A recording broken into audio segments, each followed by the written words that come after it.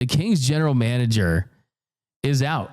He is out in Sacramento, and Monte McNair, after the Kings got absolutely blown out by the Mavericks yesterday in the play-in game, they decided to part ways. And it was a season-ending loss to the Mavericks in the play-in tournament. And in a statement announcing the move, McNair said that this is the Kings saying, I want to sincerely thank Monty for his leadership and the invaluable contributions he made during his time in Sacramento. That is coming from Vivek Randiveer, the Sacramento Kings owner and chairman. We'll go on to say he helped build a strong foundation for continued success here, and we wish him and his family the best in their future endeavors. And then Monte McNair, he tweeted out, 5 years ago, I was given the opportunity of a lifetime. I'll always be grateful to Vivek and the entire Kings organization for taking a chance on me. The Beam team brought so much joy. That is so cringe, by the way. The Beam team brought so much joy to so many. Thank you to the players, the coaches, and staff who played such a vital role. So, look, the Kings are kind of a rudderless boat of a franchise that decided to trade for Zach LaVine, pair him with DeMar DeRozan, and you have Domantas Sabonis.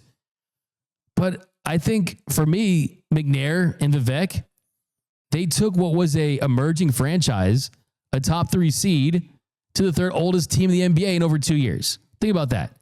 A 3 seed to the third oldest team in 2 years. You took a lot of assets away to create the Bulls West. I guess that's what getting cooked by Clay does to someone. And I want to bring in my man Noel. Does it surprise you at all?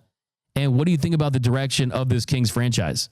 And it's looking a little bleak for sure, because you had that culture. You finally found something with De'Aaron Fox and lighting the beam, making it to the postseason, actually being competitive, and then to see your franchise player the San Antonio Spurs look to a year 2 player and think like, that's the only spot I want to go.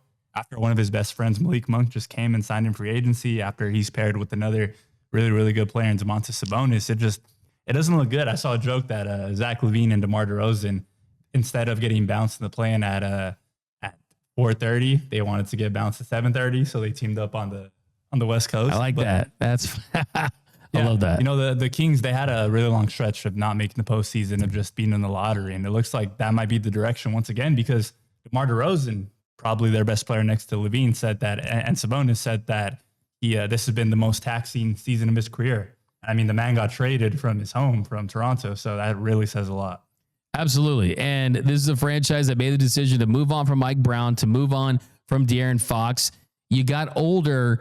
I think we're in a position where, hey, if you're going to move off of De'Aaron Fox, I'd prefer just a rebuild and get younger, try to find that superstar, because as much as I love Zach LaVine, as much respect as I have for DeMar DeRozan, that's not the answer to contend, right? The blueprint is get you a top 5 to 10 player, and that's where it starts, right? And they are not those guys at this stage of their career.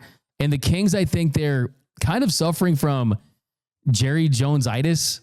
And that is when the owner is way too involved in your decision-making. Hire the right guys and get the F out of the way. I covered the Dodgers. We had Stan Cass on the show. I asked him about the Guggenheim Group. They're richer than all these guys. They never make decisions. They never throw out players' names. They hire the best in the game, and then they stay the F out of the way. That's how you have success in modern sports. Okay.